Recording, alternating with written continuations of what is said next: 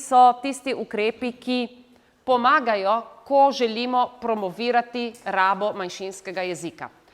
Ponavljam, mi ne govorimo o ohranjanju jezika, ker ohranjanje jezika lahko pomeni marsikaj. Pomeni tudi, da govorci tega jezika znajo 10 pesmic in to je vse. Tudi to je ohranjanje jezika. In v določenih skupnostih je tudi to zelo dragoceno. Ampak jaz verjamem, da smo mi malo bolj ambiciozni in da želimo nekaj več. Zato govorimo o ukrepih za promocijo rabe slovenskega jezika v vseh sporazumevalnih okoliščinah.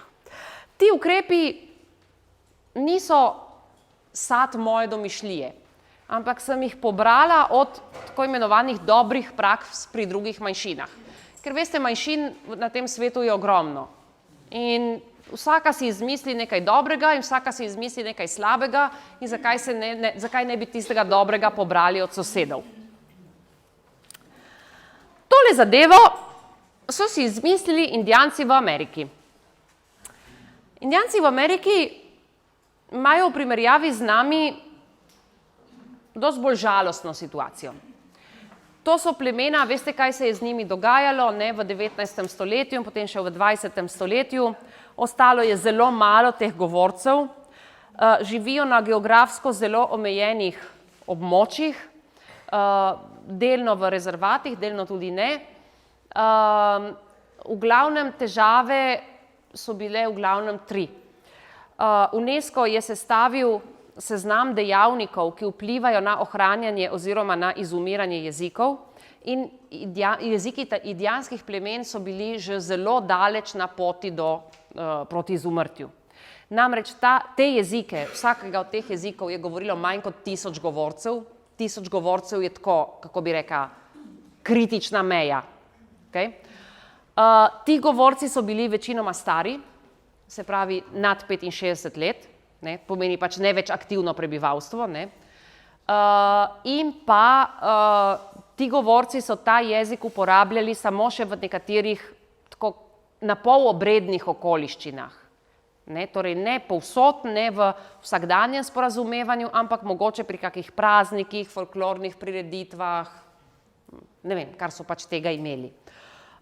To so 3 dejavniki, ki močno vplivajo na ogroženost jezika. Ne, se pravi, če jezik govori manj kot 1000 ljudi, če tisti, ki ga govorijo, so večinoma starejši in če ga govorijo samo v nekih omejenih okoliščinah.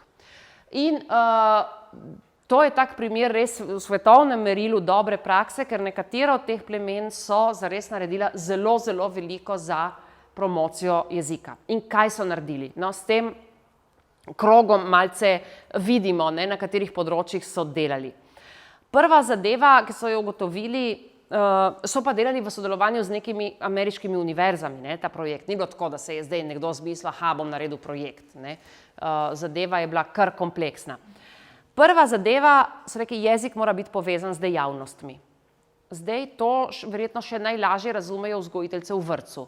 Ker v vrtcu ni pouka slovenščine, ne, ampak se otroci slovenščine učijo s tem, da se pač igrajo, da delajo neke vodene aktivnosti, dejavnosti, igre ali karkoli že. Ne. Potem pa se malo to zgubi, ne, ker nas šola nekako sili, da imamo pač pouk slovenščine, pa je pouk angleščine, pa je pouk matematike in tako naprej. Ne.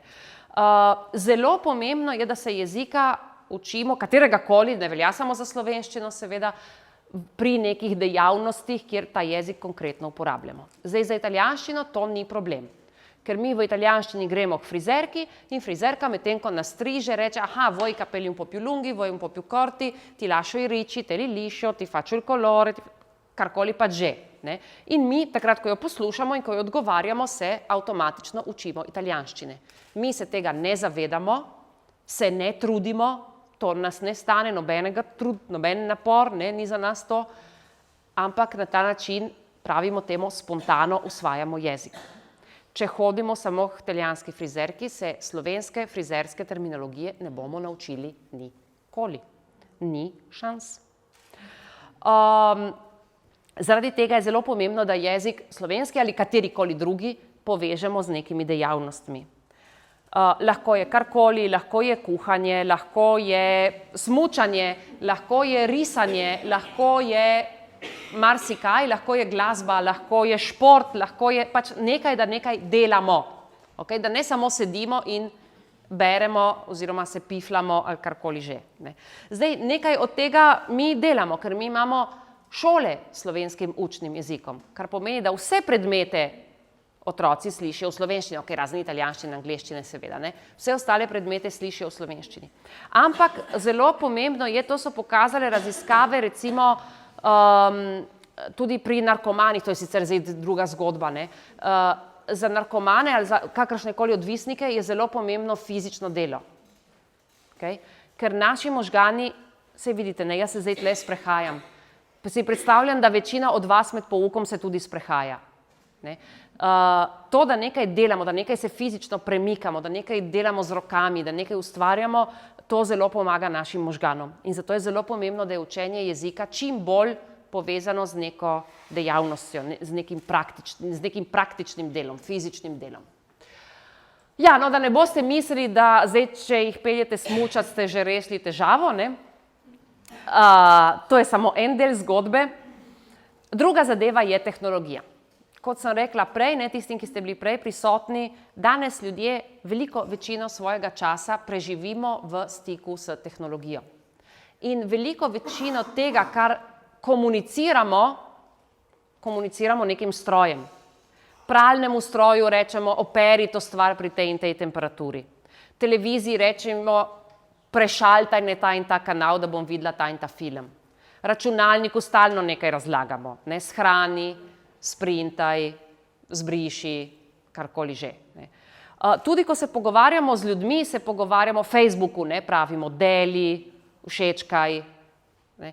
Tudi, ko se pogovarjamo z ljudmi, se pogovarjamo prek tehnologije, telefonov, WhatsAppa, česarkoli že. Ne. Zato je izjemno pomembno, v katerem jeziku dostopamo do tehnologije. In zelo pomembno je, da do tehnologije dostopamo v tistem jeziku, ki ga želimo podpreti.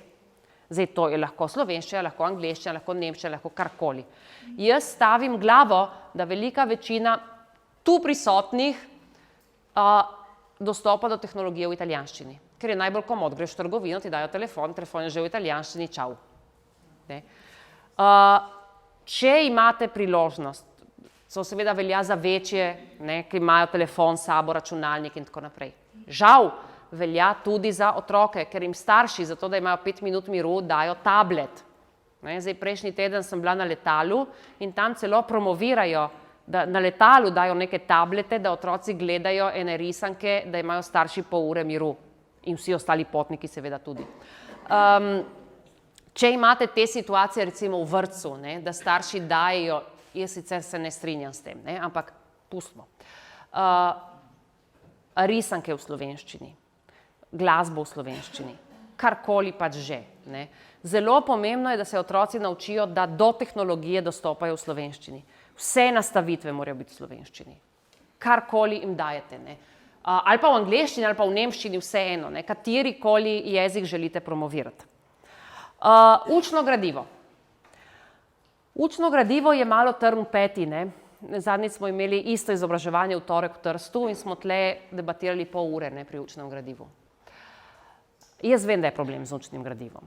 Jaz vem, da učno gradivo, ki je predpisano za šole v Sloveniji, ne ustreza našim programom. Denarja, možnosti, priložnosti, spodbud, da bi imeli svoje gradivo, ni prav veliko. Včasih je tudi tako, da kakšno gradivo nastane, ampak potem je zastarelo, še preden ga tiskamo, in je križ in težava.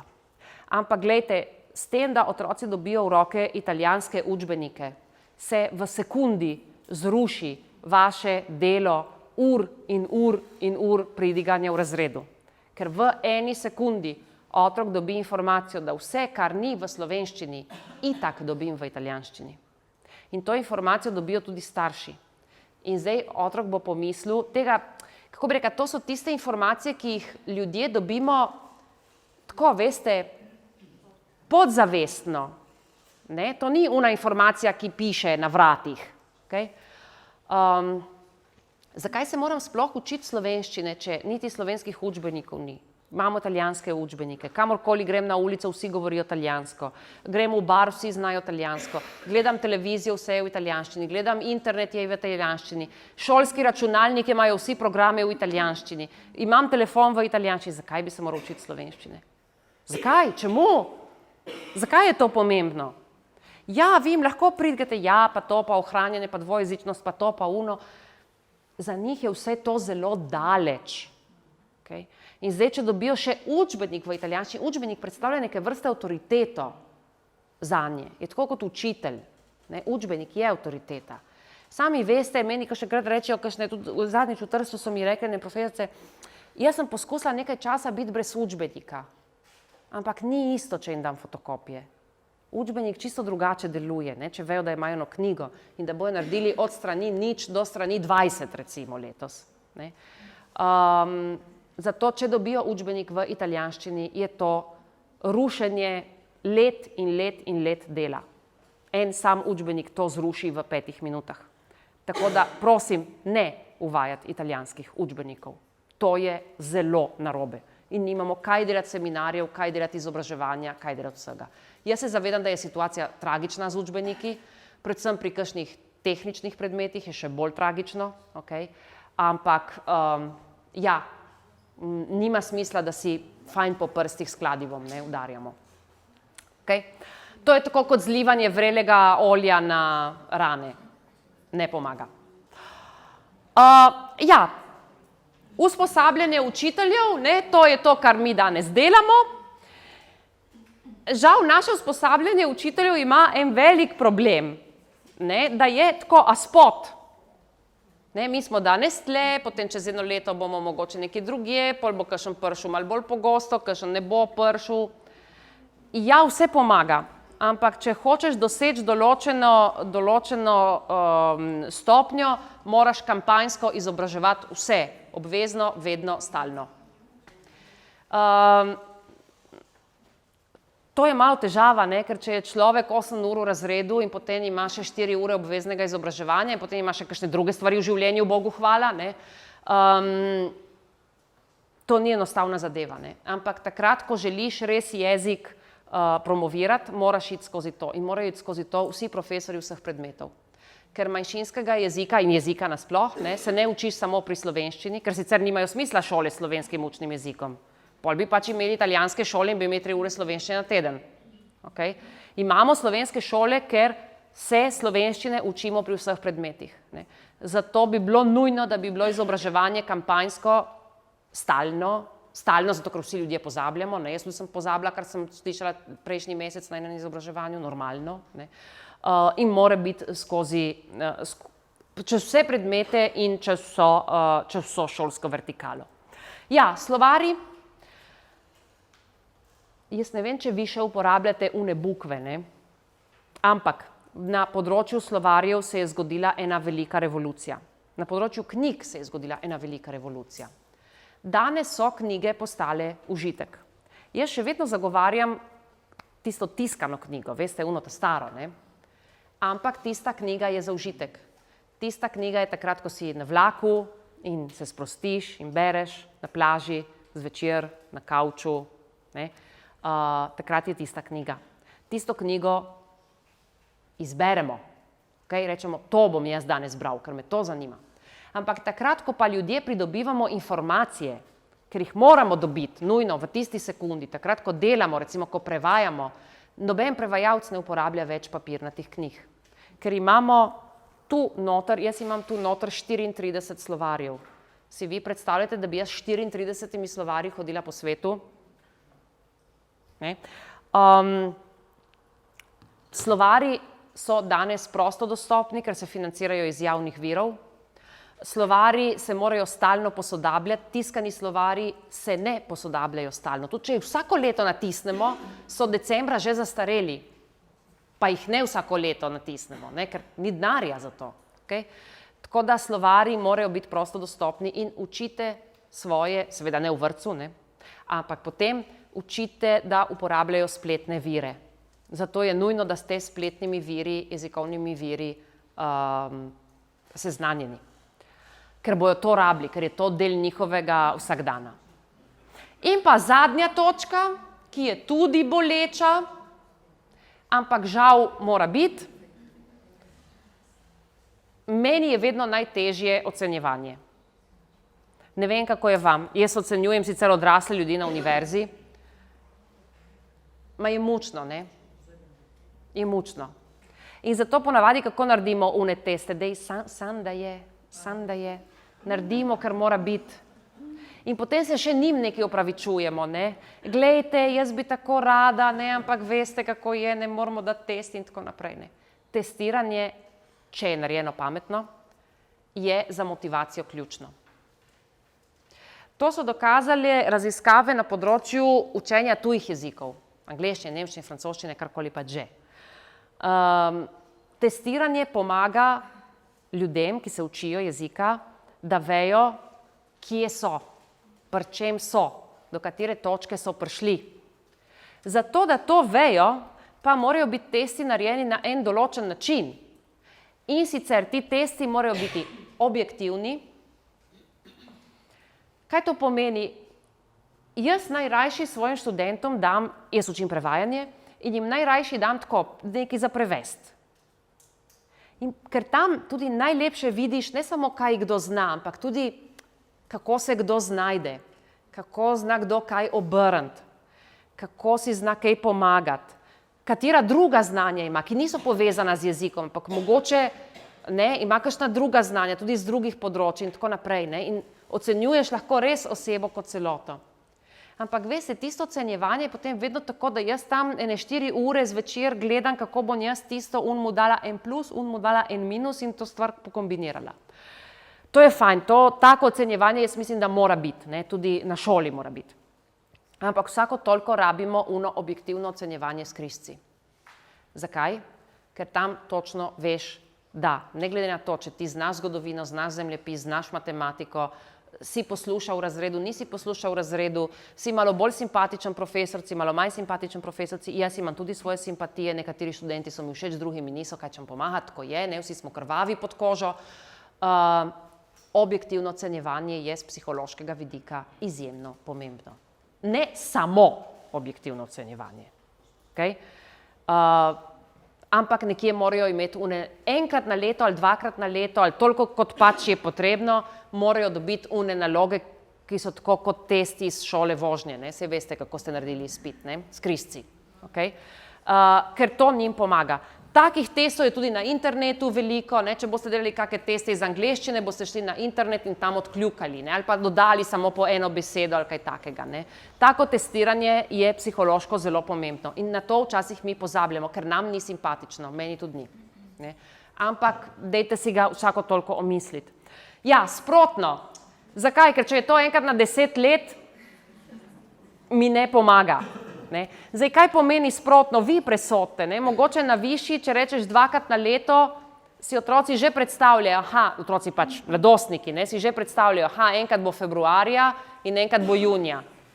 Ja, če rečeš v prvem razredu osnovne šole, to bomo delali januarja, je mogoče ta januar malo predaleč, ne?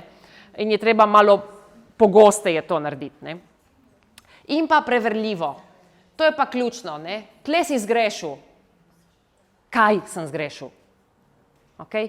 Ja, pa ta stavek bi jaz malo drugače obrnila. To ne pomeni nič. Seveda je za vaše informacije, ker kaj delamo mi? Kaj delamo mi, ko pridijo na izpit, jaz kaj rečem? Je še zadnja priložnost, da jih česa naučim. In pa pridijo na izpit in potem pridijo k meni na govorilne ure in še tam na govorilnih urah in še nekaj razlagam. Ne? Ma ja, saj je fajn, saj je prav, saj tudi to mora biti. Ne? Ampak ljudje, zato da jih to motivira, rabijo objektivno informacijo. Da dobiš glagol in rečeš, ta glagol ni prav. Zakaj ni prav? Zato, ker sem spada in drugi glagol. Pika. Okay? Tako da dajte si malo več takega testiranja zamisliti, ker je zelo nesimpatično, ampak zelo, zelo deluje na motivaciji. V vrtcu seveda upam, da tega ne delate.